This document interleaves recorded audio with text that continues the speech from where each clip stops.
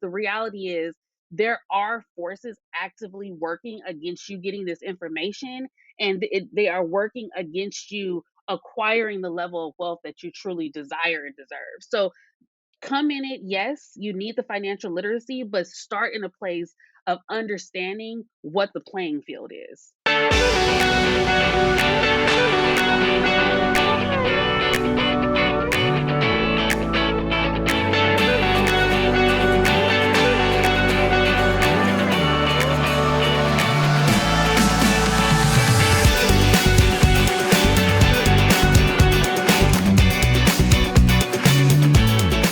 Hey, you guys. Welcome to the Nurse Boss Shift. It's your girl, Dr. Kiiyonna Jones, and I have a very special guest, Miss Star Melancon, who is coming in to drop some financial tea for my nurses.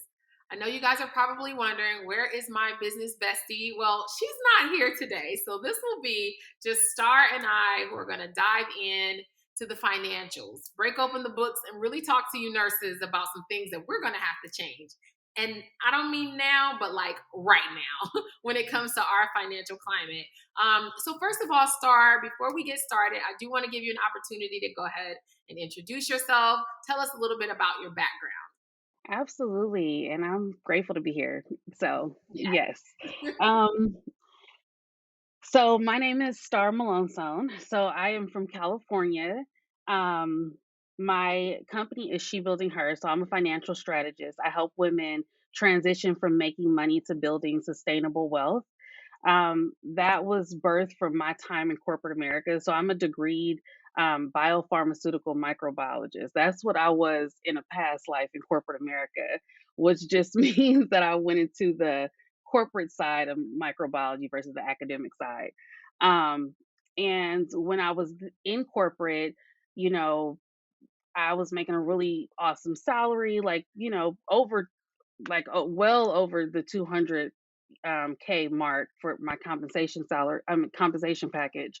Um, but I was like salary rich, but actually poor. It was like I was making money. Nurses can relate to that. Yeah.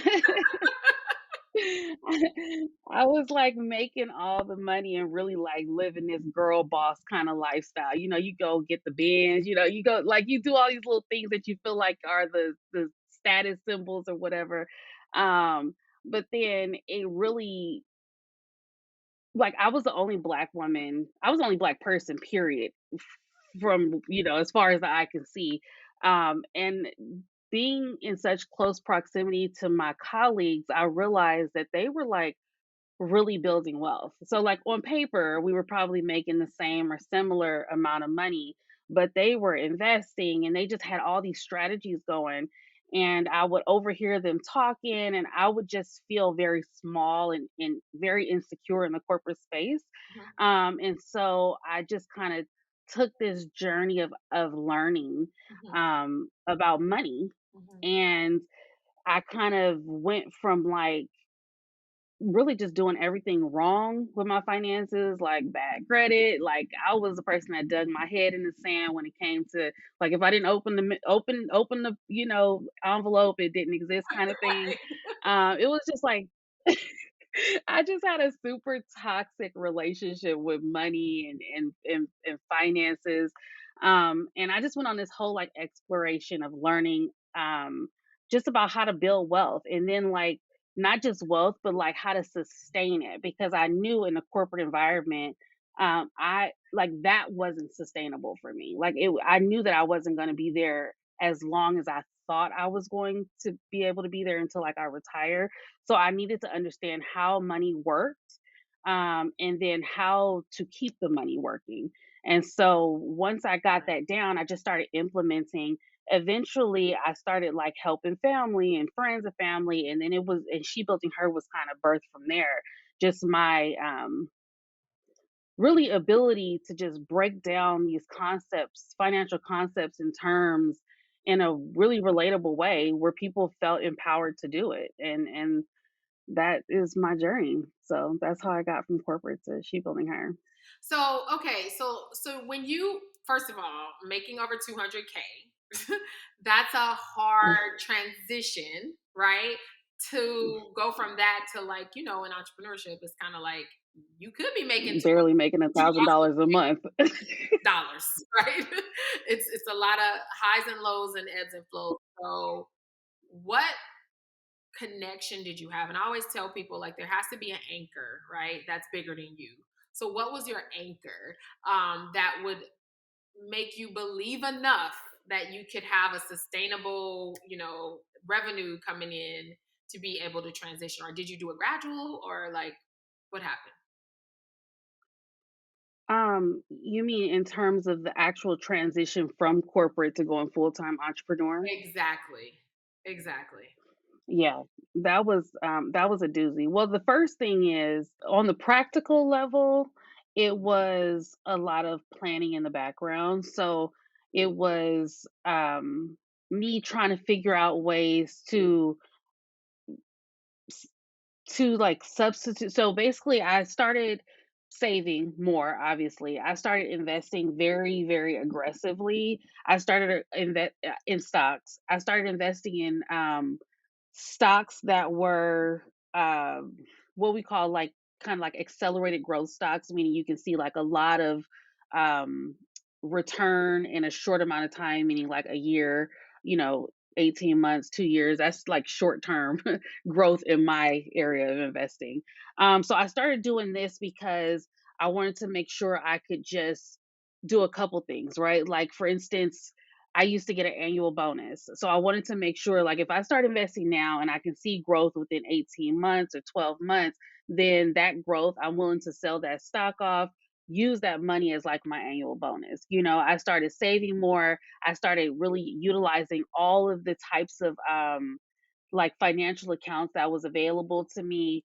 I started understanding different things like the different assets that I already had, like cash accumulating, life insurance. And it was a lot of planning in the background to make sure that I wasn't bleeding my um family dry of our like savings, and I wasn't completely dependent on my husband, even though like I knew he had my back.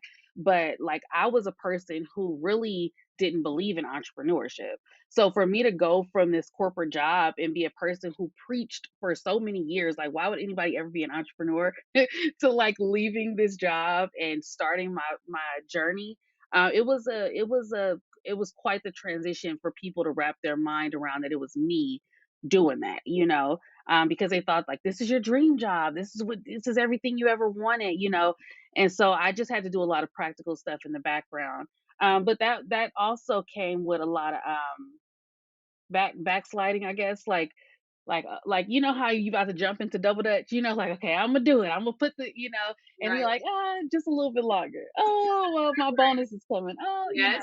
Yes. Yes. So it was a lot of that until God just made it unbearable for me. Like I went through like a really, really traumatic fertility journey. And then that was compounded by like a lot of the beginning of the Black Lives Matter kind of stuff going on. And my emotions were extremely heightened. I was the only Black person. I remember wearing a t shirt with like all like Sandra Bland and Michael Brown, all these people on names written on the back. And I got to work and people were like, oh, who are they? I'm like, "Are you like, what?" And it was just all of that together that just made it really unbearable for me, Mhm. to stay. And so ultimately with the practical planning and then that just push, I did it and that was just that. And it was very difficult and it was very difficult for um like at least a year and a half to 2 years. It wasn't just like I'm not one of those stories that was like I left everything and then my first 3 months I made, six figures or $1 million. Right. I am not that story. Right. But I love because yours is very similar to a nurse's journey in that we, of course, we exchange a lot of hours for the money, but nurses are workers. Like we will go and get the money. Like we'll pick up a shift, we'll do all of that. And at the same Mhm. time, we're burning ourselves out during the process. But we look good, and yes, we have all the things. But I believe there's a compromise we're making, and that compromise is for our mental, physical, emotional wellness for to continue this lifestyle. And so, Mhm. what I am hearing as a nurse mentor is that this could be an option for us as nurses. Like, how can we get to the point where we are able to leverage these other financial industries and institutions so that we can cut back a little bit and not have to work 4 or 5 12-hour shifts in a week, but maybe we can do this as a side business as well. Is that what you're seeing with Mhm. your current clients? Um, re- Repeat the last part of your question again. Okay, so are your current client like do you have clients who are working full time but like really investing in the stock market as a part of like their side business or bringing in additional revenue without having to compromise additional time in doing so, like exchanging their time for money? Oh, that's a great question. So, yes and no. So, my clients traditionally, um, they know that I do not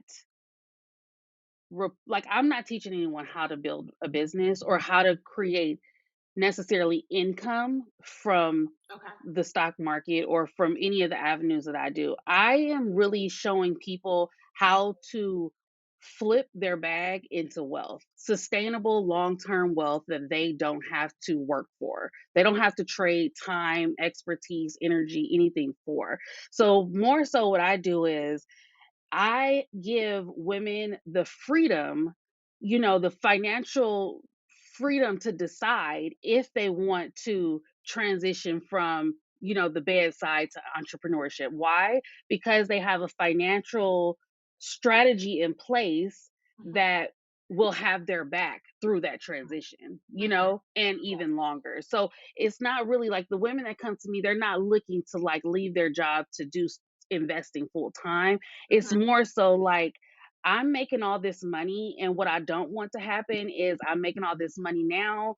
I get older, or you 1 in 4 women become disabled during their prime working years. Like I get disabled, or I want to take time to go care for a child or a parent, and I'm working in a super toxic work environment, but don't have the choice to leave. Like investing and really understanding your money and having these strategies in place gives you the freedom to make decisions that are best for you, not necessarily like just exiting corporate. You see what I'm saying? Yes, and I believe that number is much higher for nurses, that 1 in 4 women, for sure. Because I mean, us getting injured at work is commonplace. Like often Oh pulling up wow. patients falling, it happens. And not Wow. just physical, emotional too, the abuse we Right. encounter on a daily basis, just horizontal violence is high. So that just brings me to a question then that I want to ask. So I get what you're saying is it's sustainable. Basically, you're providing them with options. You Mhm. by being able to build up your financial portfolio, that gives you leverage. That gives you options to be able to make decisions for you and not have to deal with things in your workplace just because you need the money. Essentially, is what I'm hearing from you. Is that pretty accurate? Yes, absolutely. Like if you have assets and you have assets that you can ultimately like liquidate, get cash from to pay your bills in real life, that gives you exactly what you said, options. That gives you the option to stay or to leave.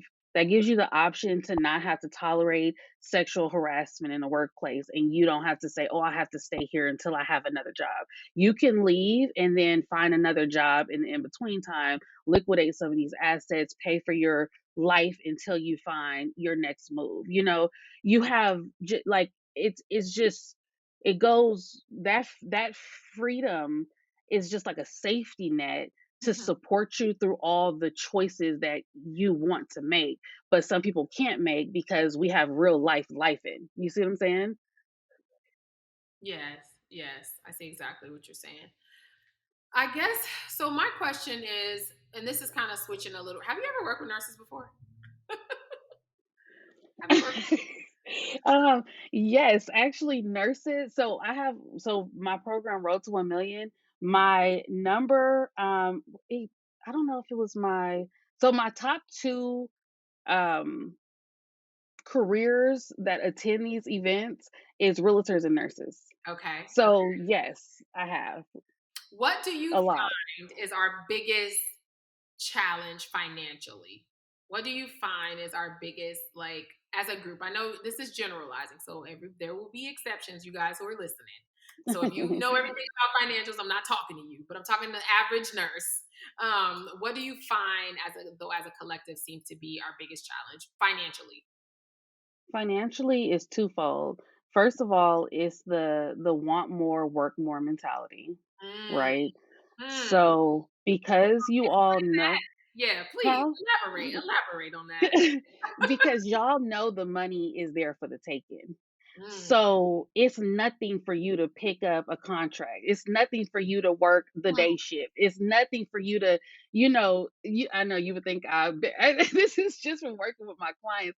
It's nothing for y'all to be like, like, that the money's there. Work some overtime, whatever it is. Like, you have the skill, you're always in demand, the money is there. So a lot of the time it's like, it's almost like it's this very like nonchalant attitude. Like, well, if I want to take a trip, if I want to buy a house, want to buy a car, if my kid needs something, if anything, it's like, I'll just go do this and the money will come. So mhm, you are always in this want more, work more mindset.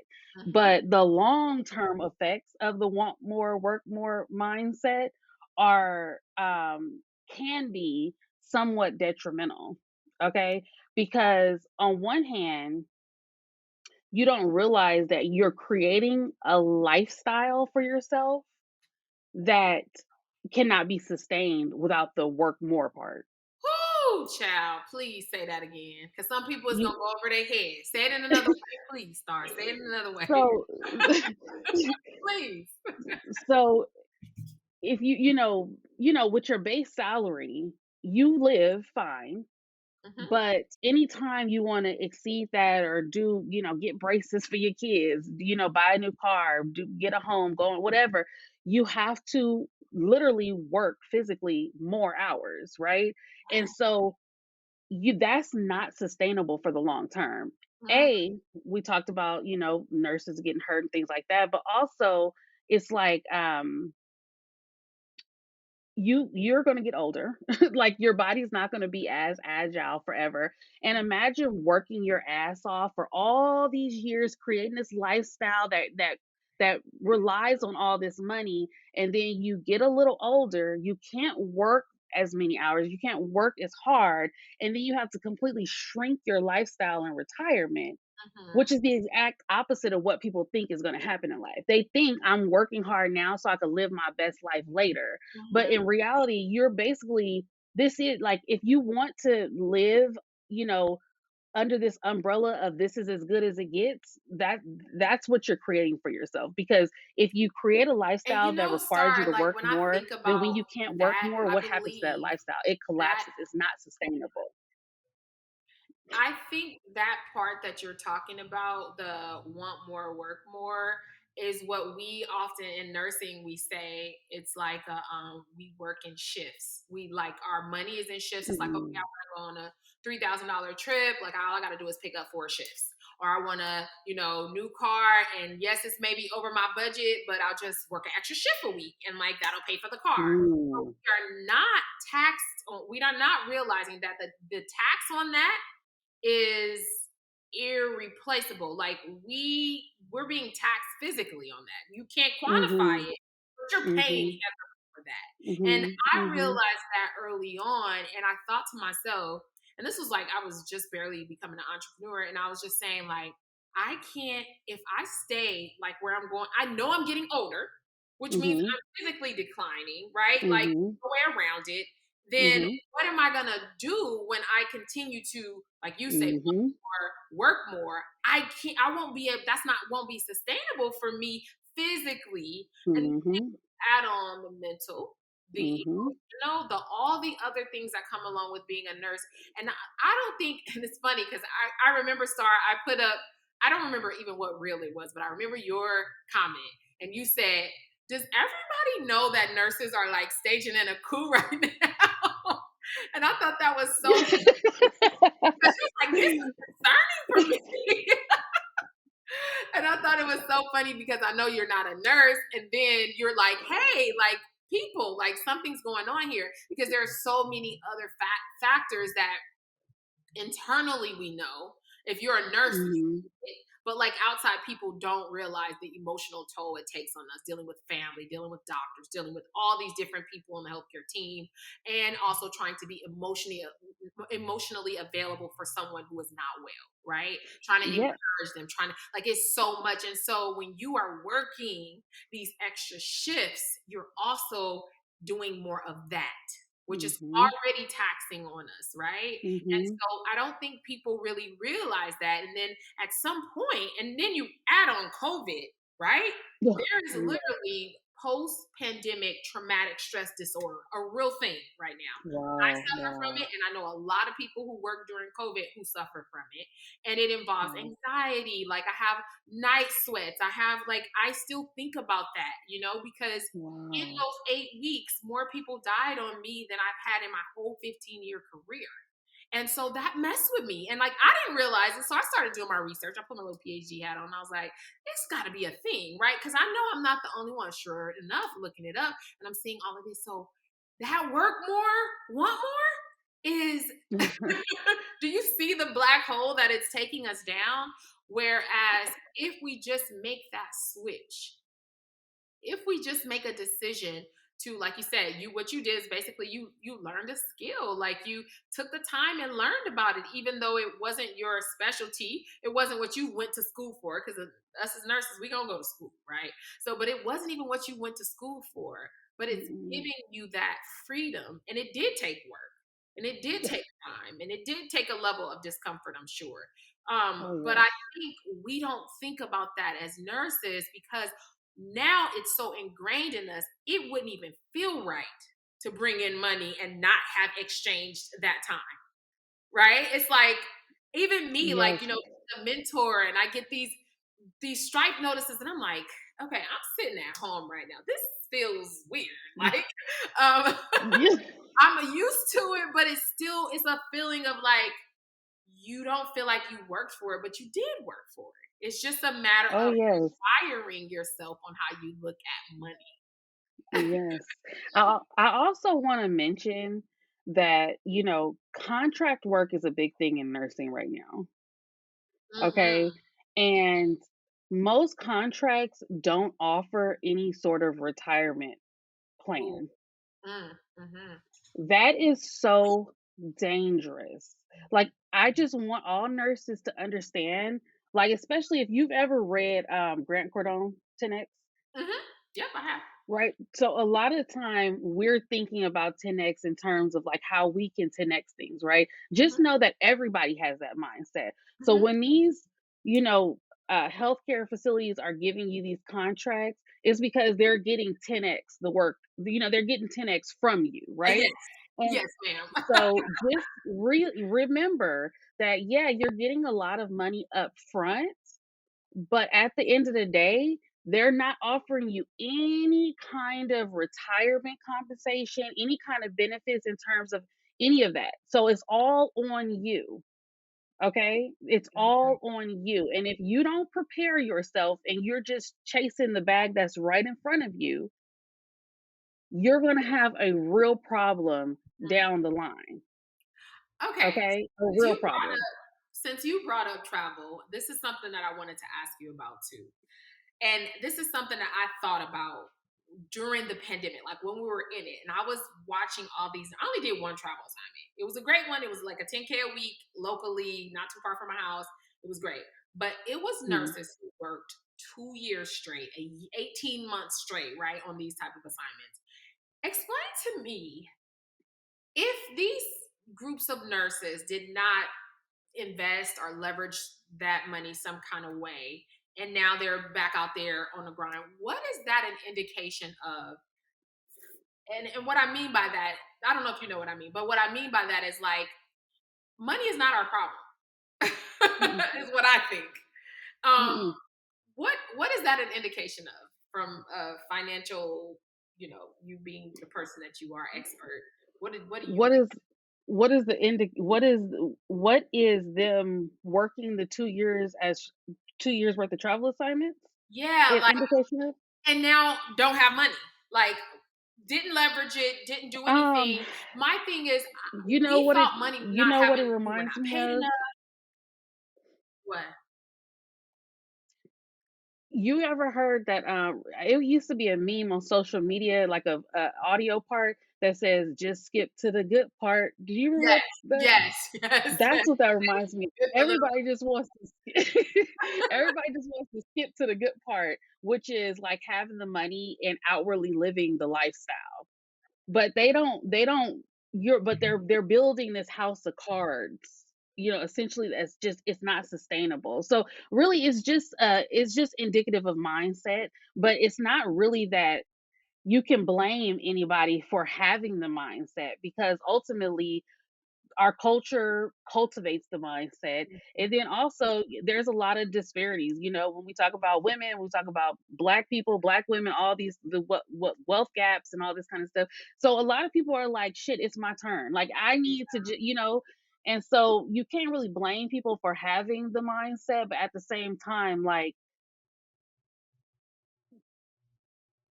it's just, again, we this sustain the word sustainable is like is going to be the recurring theme here. It's just not sustainable, and ultimately it's not going to really give it's not it's obviously it's not given it didn't give them. It's like the stimulus, it's like the PPP loan. It's Yeah, like all of it is that same mindset where unless you got the bag and you figured out how to make that bag keep flipping and keep going, then you're just gonna go in a circle and come back to where you started, So that's just what it is. And like I said, I don't blame people for having that. It is what it is. But once you know better, you gotta do better. You see what yeah. I'm saying? That's just it. So So I guess my question is, what I feel like it's mindset.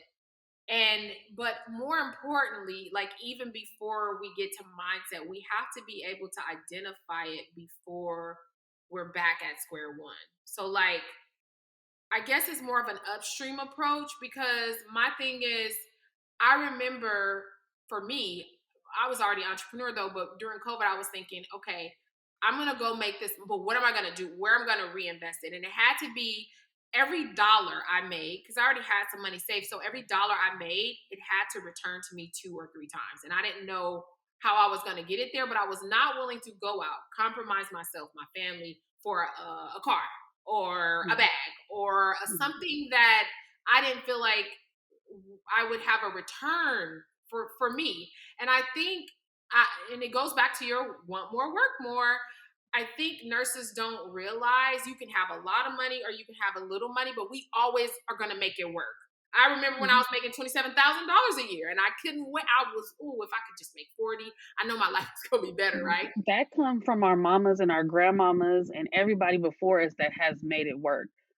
Like, Yes, you yes. gotta you gotta remember that too, though. But Yes, yes, that's very true. And so I guess then the starting uh-oh. point is financial literate, just knowing that everyone, I don't care if you're a nurse making 180,000, 200,000, 260, you still need that financial literacy. Is that, would that be safe to say our first step should be? Yeah, so this is the thing. Absolutely, you need the information, but also don't beat yourself up for not knowing it, right? So I think one of the most valuable skills that I brought from corporate America with me was my technical writing skills. And what technical writing allowed me to do and understand is specifically editing technical writing, right? And understanding how, like, the purpose behind technical writing, which was to be as concise as possible and leave little room for, like, the imagination, so to speak, right? Because when you're making medication and auditing medication and stuff like that, you get audited by all these other countries. And so when you're writing, you can't write with these like Americanisms and stuff. It has to be super concise. And so I used to work a lot of the time in what we call the war room. So I was doing audits and things like that. And so I brought technical writing into finance with me. And the first thing that I realized is that most of the books, most of the websites, most of the information on all the top financial institutions, it's written in a way that is overwhelming to the average person. Okay. And when I say my technical writing skills really helped me develop She Building Her, is because I'm really good at eliminating unnecessary words when I read. Okay. And so I would read these books as 30 chapters, and I'm like, but we only have like 3 chapters worth of solid information here. Like, if I really took a red pen out and crossed out everything that didn't need to be there, like, it's really 3 chapters. And so then you start to think like, okay, well, if we only needed 3 chapters, why did you put it in 30? You know, and that's where I start to realize, like, I don't know if you've ever heard that phrase, if you want to hide something from a black person, put it in a book. Like, I know Malcolm X repeated it. It might have been like in the Willie Lynch letter or so, I don't know, somewhere, but it that kind of sentiment started coming up for me. Like, I think this is by design, because what you have to understand is with investments and the world of money and stocks and stuff, like, the stock market was created to make people money. So I know a lot of times when we think about businesses, like, for instance, when we're building a business, they say like attach it to a cause. And if you attach it to a cause, it goes further and all these kind of things. And so a lot of time people think like the stock market, like making money is just the byproduct of the real thing that the stock market does. But the reality is the stock market was solely created to make people money. Like, that is its sole job, right? And so if you have this thing that's only created to support making money and making people wealthy, and there's a lot of people in there becoming wealthy from it, why would they really just give you the play by play on, like, on Fidelity's website or on a book that you could pick up at the library? Like, why would they just put it bare bones, super clear, super concise? Like, why would they do it? Because really, it's not an accident that, the top 1% holds most of the wealth in this country. Like, these things are not by accident, they're more by design. And so when we talk about like understanding and having financial literacy, just understand that there are real things working against you learning it. There's real things out there working against you learning it. So don't come into it like, oh my God, I'm so behind, getting down on yourself and feeling like you should have did this and should have did that, because the reality is there are forces actively working against you getting this information, and they are working against you acquiring the level of wealth that you truly desire and deserve. So come in it, yes, you need the financial literacy, but start in a place of understanding what the playing field is. You see what I'm saying? Ooh, yes, yes, that's powerful though, because to me, what how I translate that, especially as a nurse, is that we get overwhelmed and we get defeated before we even start. But basically, what you're saying is it's not designed for you anyway, but you need to go in it with that. So don't make yourself feel guilty for not knowing, because that was the plan. So the fact that you're, Exactly. I love that. It was Okay, designed to so overwhelm you. yes, exactly. And so I'm going to tell you what I know a few of my followers, people who are listening right now, are going to say. They're going to say, of course you could, Star, because you're a microbiologist. And Dr. Jones has her PhD.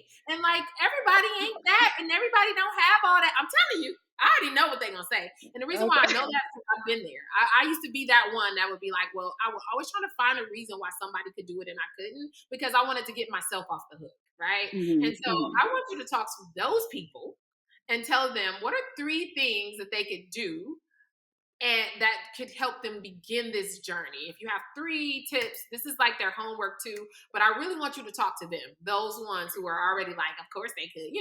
They out there. So talk to that person. Okay. I'm gonna do a little a little what's it called? Like a little disclaimer. Mhm. Okay. So when I talk to those people specifically, Yes. the information that give often gets me beat up on LinkedIn and stuff, okay? Okay. By like by like the financial gurus and stuff, Mhm. okay? I got you. And that's because, as I said in the beginning, this is my lived experience. Okay. I've been there. I've been super toxic with my money. I had a super unhealthy relationship with money. This is my lived experience that brought me to this place. Not because I went to, like you said, went to college for it and learned it and all this kind of, this is lived experience. So Yes. my first thing would be stop trying to be debt free. Ooh, yeah, yeah, yeah, yeah. You know it's gonna get me beat Especially up. the what's his name? What's his name? What's his Ramsey? Ramsey. He gonna get you. Yeah. Okay. Oh, okay. So the reason I say stop trying to be debt free is because if you're a person who has a slightly toxic relationship with money, which a lot of people do, okay, um, and you have like a ton of credit card debt or something, right? It didn't take you no time to get in credit card debt, and most people are in credit card debt because they're supplementing their income. So if you spend all this time trying to pay these credit cards back, that ultimately you used because you didn't have enough money to afford your life, it's going to Mm, be really difficult to afford your life and then pay back that money. mm, Okay. So mhm, that can take a very long time. It could be a uphill battle. I know we see the planners and it's just like, just X this one out and put $500 in the envelope. And it's so easy. Just highlight it. I understand that that's the thought process, but the reality is it don't work that way. Okay? So, if you have debt and credit cards and all this stuff, I'm sure it's keeping you up at night. I'm sure it's stressing you out. I'm sure it plays on your self-esteem and makes you feel bad and all these kind of things. mhm, However, just start with investing first. mm, Build your morale, build your self esteem, build your confidence through doing something healthy with your money. mhm, Okay. Acquiring assets, let you build that muscle of like, I can do this financially through investing. And I'm saying investing in stocks because there's not a ton of ways to just grow your money, right? There's like venture capitalism, there's business, there's real estate, there's stocks. That's really it. mhm, Stocks has the lowest barrier of entry. You don't need a credit score to do it. You don't need savings to do it. You don't need a lot of things to enter the stock market as you would to start investing in real estate, or you don't need a full mindset shift like you would need in business. It's just a very low barrier of entry to get into the stock market, okay? mhm, mhm, Start with investing $25. Right now, the stock market is really volatile, which some people are like, "Oh my god, stock market crash, this, that, recession." mhm, As a person who doesn't invest and hasn't acquired assets in that way, that should be music to your ears. Because mhm. what does that mean? That means Black Friday sale in the stock market. If a goddamn stock market crash, that means everything gonna be cheap. That's Right. your perfect time to get in. you Mhm, know, you let the big boys who got millions and billions of dollars be upset about the stock market crashing. You don't have no skin in the game. So if it crashes, it's all good because you get to go in there and pick up the pieces for very cheap. yeah, Okay. So that. the first thing would be just start investing. It could be $25 per paycheck, whatever it is. If you're thinking, oh my God, how do I pick a stock? Look around. What do you own? I own Apple products. Buy Apple stock. I go to Google for everything. Buy Google stock. You drive a Toyota or a Kia or a Mercedes, whatever you buy, Tesla. Go look outside and see what you're driving. What's in your purse? What kind of tissue do you buy? Everything that you have in your house has a correlating stock. Okay. Okay. So you will know it's a good investment because you spend your hard earned money on it. If you buy Charmin toilet paper, then you know Charmin is probably making money because you spend your money on them. Mm, yeah. That's a good stock pick, right? So don't get all into like, oh, I need to be on the newest things. And no, just go with the basics. Spend what you can based off your budget. Look around your house, see what you already put your money into. That means it's a good stock if you're spending your money on it. Okay. So that's the first thing. Build your morale and your confidence and all these things by doing something financially healthy. And that's investing. Okay. Mhm. The second thing is it's going to be hard, but you really have to dig deep and get rid of this skip to the good part mentality.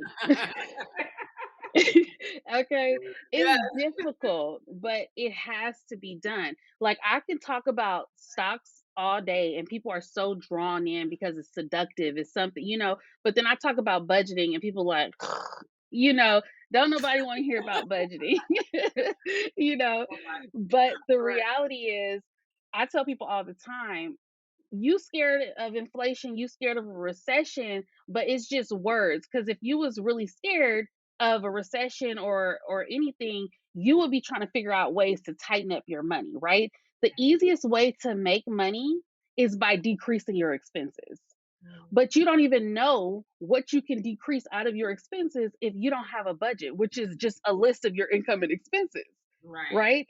A budget, it really is just something to keep in your back pocket to say, hey, if shit hits the fan, this is what I can cut out immediately and regain $500 into my household. Right. That's how you should be looking at a budget or a spending plan. It's really just there to have your back and give you some structure so that you're not spiraling out if something happens. You got like, okay, let me go. And then the third thing I think everybody needs to do is just sit down and write a list of 25 ways to make extra money. And that comes from We Should All Be Millionaires with Rachel Ooh, Rogers, the don't you book. love her, I girl? love girl. I Listen, went listen, they just know sit about her down. already on this channel because I always talk about her. Oh, So yes. So just like she said, sit down and write a list of 25 ways to make extra money, right? So once you do that, once you understand and organize your money in terms of creating a budget, just write down your income and expenses and your due dates. And then start investing in the stock market. Those three things seem like a big deal, but the reality is you can get all that done in a day, like literally one day. can I make a recommendation for you, like maybe a workshop? Can you do? I'm bad at budgeting too. I'm telling my business, girl. I don't like it. But I know I need to really. I budget for like my big stuff, but you know how you spend $10 here, $20 there, $50 there. You don't really budget for that. But I think it would be a great workshop Mhm. for you to have like a budgeting workshop, like and just like I don't know, maybe an hour, 2 hour session. A little investment, but like, and you gonna come out with like a budget and a real one that you can use. I think that would be great because I know I do it because your You girl. know what? I will. So this is the thing. I used to do those all the time, Oh, you did? Okay. and So and in my membership, I meet with them every other Sunday live mm, for a live budgeting session. So you able to come in. I don't have an agenda, so I just help people do their budgets real time, yeah, live, I love twice it. a month. And I do that for that reason, because sometimes you just need a space where everybody else is kind of working on the same task. So Yes. sometimes we just put on music. Time people just ask questions. Sometimes I'm actively doing people's budgets in the sessions. But maybe I should like do something more to the public, more a public facing something Yes. to support. Yeah. So Well, I that's can also I to can get do that. people in your funnel too, like a low barrier of entry. People want to see what you're working with first Yeah. anyway, and then get them in. And yeah, but for me, child, that budgeting stuff. Even when I didn't have money, I wasn't the best at budgeting. And I I tell think it's something that we should make a habit of though, because one of my coaches too is like, how you gonna know? Like, it's like, and I know that, right? But it's just, I budget for my business, but my personal life, that's the challenge for me. So, but yeah, I think that would be a great idea. I love those exercises, you guys. Those are three things that you could do right now. And I like that you said look around what you spend on. And like if we don't know nothing else, we know when the pandemic happened, toilet paper, people was buying that. I still don't understand that part, but they was buying that, and we know food. So like Hmm. it's something to think about, you guys, when it comes to investing. And I like how you said skip to the good part. And to me, and that's something that I often say. I don't say skip to the good part, but I say imperfect action. Like you have to Hmm. take imperfect action. If you are waiting for things to be perfect and the perfect time, it's never going to come. I promise you. There was always Yeah. going to be a hiccup. There's always going to be something you could be doing, something you could be spending your money on. You just do it, and I promise you, it will work out. But if you don't take a step, then you're agreeing to continuing on the route that you're going, which is more of the same. And honestly, Star, I don't know if you have any like official like numbers on this, but this is just my personal opinion. I feel like our retirement age is going to end up being 75 by the time we get old enough to get even retirement. So like you really need to make sure you're securing yourself for your future self. Go ahead. And yeah, I was just gonna say, and that's, they're threatening every other day, Social Security, and they're threatening so many aspects. Like literally, if you don't just really like if you don't at least learn the bare minimum about your own retirement and what you need to do right now to support yourself later, it's you gonna run into a real problem. And I tell people all the time, people are always like, well, I contribute to my, 401k, 403b, whatever the case is. They don't understand how if you try to retire with $500,000, people are like, "Oh, great." And I'm like, $500,000 is literally a $24,000 annual salary for a retiree. Like, can you live off of $2,000 a month? For real, for real.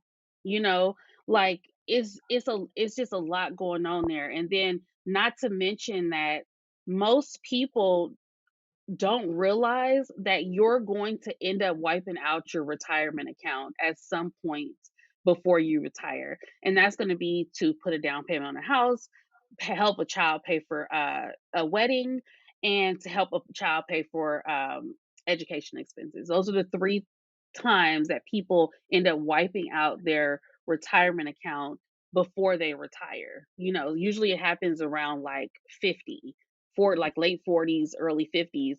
And then they just like, well, I still have another 15 years, to work and rebuild or repay or whatever. So it's a fickle, dangerous game out there. So knowing that you can invest as little as $500 a month and it can make you a millionaire by retirement, it's like that should be something on everybody's to-do list.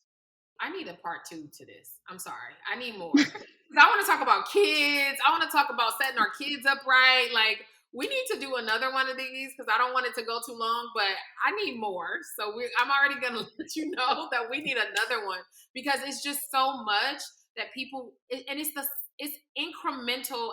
I'm reading this book right now. It's called 10X is Better Than 2X by Dan Sullivan and Dr. Benjamin Mhm, Hardy. And mhm, he uses the example of and I don't, this is used in some other books too, but he talks about this plane in Antarctica or somewhere like that, and they go on a voyage to like explore some of the glaciers and all that.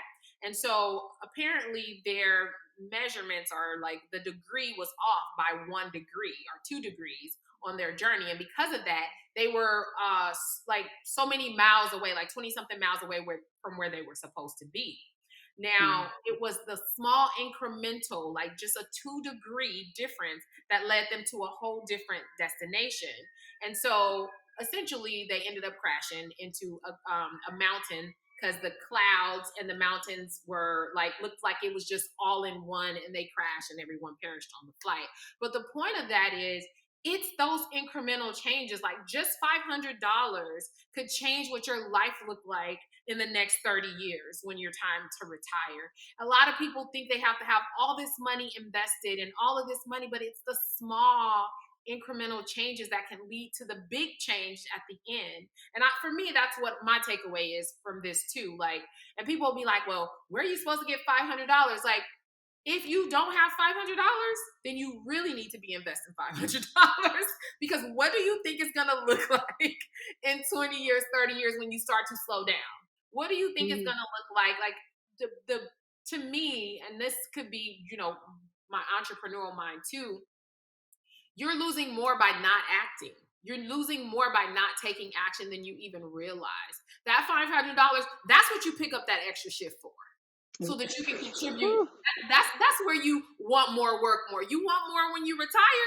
Pick up that extra shift and put it into that. Don't pick it in, put it into buying your kids them new shoes that they gonna wear for 30 days and want the next new ones because those are old. We're not doing that. And I just think And you that to know what me is else? huge for us. Go ahead. I was just gonna say, you know what else? S- Just remember that it's your money. So a lot of times people get caught up with this idea of investing because they're like, well, I can't afford it. I can't afford it. I can't afford it, or whatever the case is. And I always tell people, like, do I want you to keep the money in the stock market forever? Yes, I do. Like, I won't lie about that.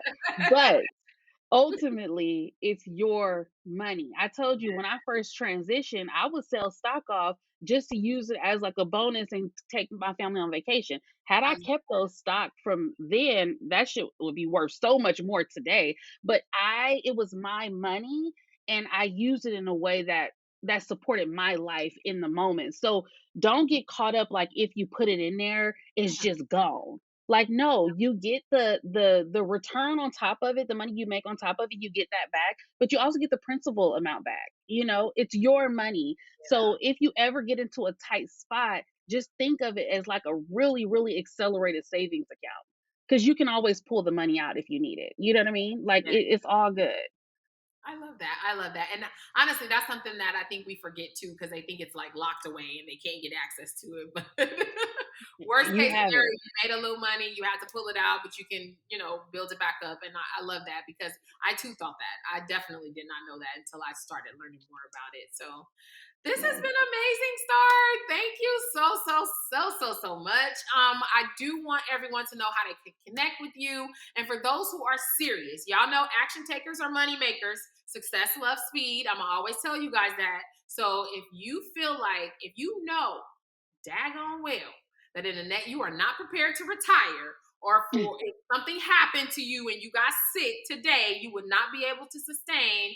You need to be investing. So, Star, I want you to tell them how they can connect with you, and also what programs you have already that they can jump into to help get them on track. Absolutely. So, first, my company name is She Building Her. So you can find me online. My website is shebuildingher.com. You can find me. I'm the most active social media wise on Instagram, and Yeah. that's at She Building Her underscore CA. Uh, So that's where you can really find me, like in the DMs and stuff. Like if you hit me up on like, I don't know, Facebook, Twitter, these kind of things, even TikTok, it'll be a while before you hear back because I'm not super active there. But so that's the easiest way to contact me. Also, if you have a specific question from this episode, you can email me star@shebuildingher.com. And then for my offers, I have two offers. Um, I have a in-person experience called Road to 1 Million. So that's happening this year on October 14th and 15th in Atlanta, Georgia. I'm doing it a little bit I'm doing it a little bit different this year because it's a 2-day event. Usually it's just a 1-day event where I bring in 10 women, and it's basically like a 1-day super accelerated like luxurious boot camp because we do everything together. Like, it's more of a done with you situation versus a do it yourself situation. And so we do create your budget and your spending plan, and then we create your stock investment strategy. We open up your accounts, we pick all the stocks. Like, you leave with oh a wow! stock market. Yeah, you leave with a whole investment strategy that will make sure you have at least $1 million at retirement. And then we also dabble into during Road to 1 million. We also open up our crypto. You open up a crypto account, things like that. I'm money is a whole world and ecosystem on its own. And so I really just create this foundation for you to build on, and I just give you all the tools. And it's kind of like, if you follow this plan, you'll have at least $1 million. If you get super interested after you leave and want to do more, then you'll just have well more than $1 million, you know. Yes, yes. um and then day two of Road to 1 Million this year, I have a bunch of other experts coming in, and I'm inviting all my previous Road to 1 Million attendees, because it's kind of a closed situation, a closed group, I guess you can say, because it's only 10 women each year. But I'm having some experts come in to talk to you about insurance, to talk to you about estate planning, to talk about contracts, to talk about real estate, investing in the Ohio market. Just a bunch of people coming in that are wealth builders and like really alpha type women who are like movers and doers. And so I feel like that environment just breeds wealth and abundance. So that's Road to 1 Million. That's October 14th and 15th. I think I have 4 seats left for that. And then I have the Star Method, which is my online community, and it's a personal finance membership. And there it's more of a DIY approach. And so we have things like a stock market boot camp. There's tons of pre-recorded stuff in there. An investment.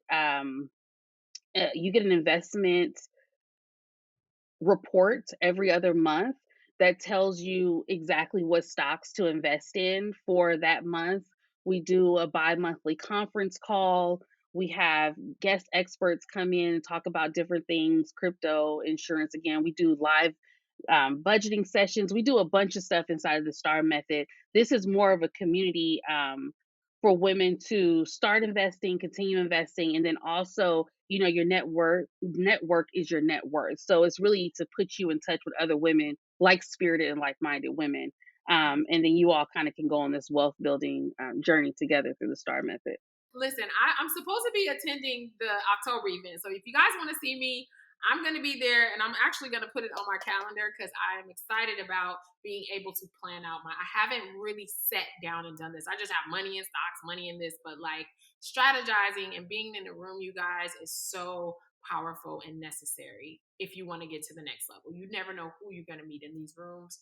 So I'm a big proponent of networking. So you guys, if you're not able to attend, and Star says she's only has 4 spots, so if you're not able to attend, make sure you get in with her. What is the name of it again, Star? With your Road to 1 Million is the in person experience. and then you're on the The Star Method. the STAR method. You guys make sure you connect at the STAR method. If you are not investing in yourself every single month, just understand that you are adding time that you're going to have to work at your old age, and you still may not be able to afford the current lifestyle. You guys, we have to get serious about this. So again, Star, thank you so much for joining us. I appreciate you for sharing all the value. We will have a number two, though, just so we have to, because we haven't even talked about the 4 kids. So Hello. all right. Thank you so much, guys. And until next time, you guys, don't forget, don't gatekeep. Always share, share, share with your fellow nurse buddies or anyone who you think can find value in our Nurse Boss podcast shift, because our whole intention is to transform what nursing looks like and how we can generate more revenue and monetize our license. Until next time, you guys. Bye.